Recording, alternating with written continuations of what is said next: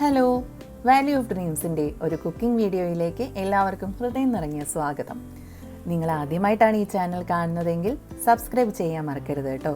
ഒപ്പം തന്നെ ആ ബെല്ലൈക്കൺ കൂടെ ഒന്ന് അമർത്തണേ. ഇന്ന് നമ്മൾ ഉണ്ടാക്കുന്നത് ഓട്സ് കൊണ്ടുള്ള ഒരു പാൻകേക്കാണ്. സാധാരണ പാൻകേക്ക് ഉണ്ടാക്കുന്നത് മൈദ ഉപയോഗിച്ചാണ്. ഇന്ന് നമ്മൾ കുറച്ച് ഹെൽത്തി ആക്കാൻ വേണ്ടിയിട്ടാണ് നമ്മൾ ഓട്സ് ഉപയോഗിക്കുന്നത്. പക്ഷേ ടേസ്റ്റിയും കൂടെയാണ്. ഇനി നമുക്ക് ഇതിലേക്ക് എന്തൊക്കെ ഇൻഗ്രീഡിയൻസ് ആണ് ആവശ്യമായിട്ടുള്ളതെന്ന് നോക്കാം. 1 കപ്പ് ഓട്സ്, 1 പഴം, 2 മുട്ട, 2 സ്പൂൺ പഞ്ചസാര, ആവശ്യത്തിന് ഉപ്പ്, അല്പം ബേക്കിംഗ് സോഡ, ഏകദേശം 1 ഗ്ലാസ് പാൽ. ഇനി നമ്മൾ ഓരോന്നായിട്ട് ഒരു മിക്സിയുടെ ബൗളിലേക്ക് ആഡ് ചെയ്ത് കൊടുക്കുകയാണേ. ഇതാ ഓട്സ് ആഡ് ചെയ്തു, പഴം ഇത് ആഡ് ചെയ്യുന്നു. ഇനി നമ്മൾ ഓരോന്നായിട്ട് നമ്മുടെ പഞ്ചസാര, ഉപ്പ്, മുട്ട, പിന്നെ ബേക്കിംഗ് സോഡ ഇതെല്ലാം ആഡ് ചെയ്ത് കൊടുക്കുകയാണ്. ഇതെല്ലാം കഴിയുമ്പോൾ അവസാനം നമ്മൾ കുറച്ച് പാൽ കൂടെ ഇതിലേക്ക് ഒഴിച്ചു കൊടുക്കും.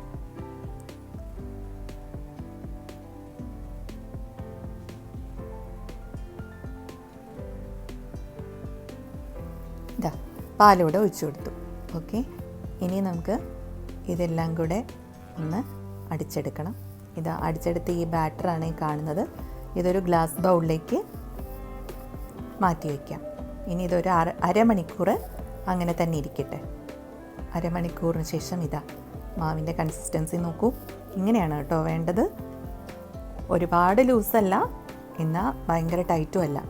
ഓക്കെ, ഇനി എന്താണ്, ഇനി ഒരു ദോശക്കല്ലോ അല്ലെങ്കിൽ ഒരു നോൺ സ്റ്റിക്ക് പാനോ നമുക്ക് എടുത്ത് അടുപ്പത്ത് വയ്ക്കാം.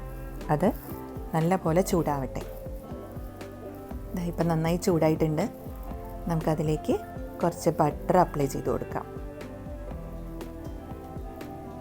ഇനി നമുക്ക് അതിൻ്റെ ബാറ്റർ അതിലേക്ക് ഒഴിച്ചു കൊടുക്കാം കേട്ടോ. ഇതാ കുറച്ച് മതി, വല്ലതല്ല. പാൻ കേക്കെല്ലാം നമ്മൾ കുറച്ച് ചെറുതായിട്ടാണ് ഉണ്ടാക്കിയെടുക്കുന്നത്. പരത്തി കൊടുക്കുകയൊന്നും വേണ്ട, ജസ്റ്റ് ഒഴിച്ചിട്ട് ഒന്നിങ്ങനെ അടച്ചു വെച്ചാൽ വേഗം വെന്ത് കിട്ടും. 1 മിനിറ്റ് കഴിയുമ്പോൾ നമുക്കതിനെ തിരിച്ചിടാം. ഏകദേശം റെഡി ആയിട്ടുണ്ട്. ഇനി ഇതിനെ നമുക്ക് മറ്റൊരു പ്ലേറ്റിലേക്ക് മാറ്റി വയ്ക്കാം. എന്തായാലും ഒരെണ്ണം റെഡി ആയിട്ടുണ്ട്. ഇനി നമുക്ക് അടുത്തത് കൂടെ ഇതുപോലെ ഉണ്ടാക്കിയെടുക്കാം. ആദ്യം ഇതാ ബട്ടർ അപ്ലൈ ചെയ്യുന്നു.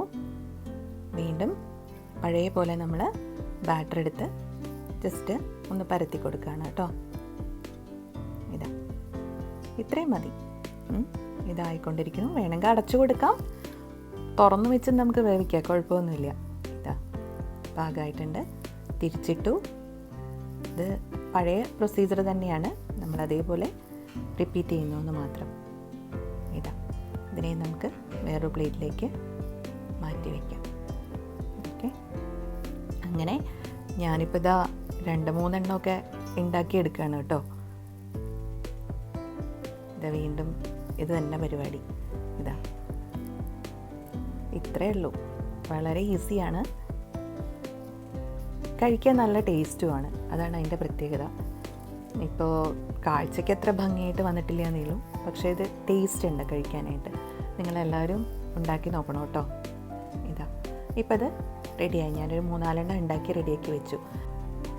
ഇനി ഇതിൻ്റെ കൂടെ കഴിക്കാനായിട്ട് ഞാനിവിടെ വെച്ചിരിക്കുന്നത് മാപ്പിൾ സിറപ്പാണ്. മാപ്പിൾ സിറപ്പ് അതിൻ്റെ മേലെ കുറച്ച് അപ്ലൈ ചെയ്ത് കൊടുക്കുകയാണ്. ഇനിയിപ്പോൾ മാപ്പിൾ സിറപ്പ് ഇല്ല എന്ന് പറഞ്ഞിട്ട് വിഷമിക്കുകയൊന്നും വേണ്ട കേട്ടോ. ഇതിൻ്റെ മേലെ കുറച്ചൊന്ന് തേൻ ഒഴിച്ചു കൊടുത്താലും മതി. ഇനി കുട്ടികൾക്കാണെങ്കിൽ അവർക്ക് ചോക്ലേറ്റ് സിറപ്പ് ഒഴിച്ചു കൊടുത്താലും നല്ല ഇഷ്ടമാണ്. അവർ നന്നായിട്ട് തന്നെ കഴിച്ചോളും, കുഴപ്പമൊന്നുമില്ല. അപ്പോൾ ഓക്കെ, എല്ലാവർക്കും ഈ റെസിപ്പി ഇഷ്ടപ്പെട്ടു എന്ന് കരുതുന്നു. അടുത്ത ഒരു വീഡിയോ ആയി നമുക്ക് വീണ്ടും കാണാം. അതുവരെ എല്ലാവർക്കും നന്ദി, നമസ്കാരം.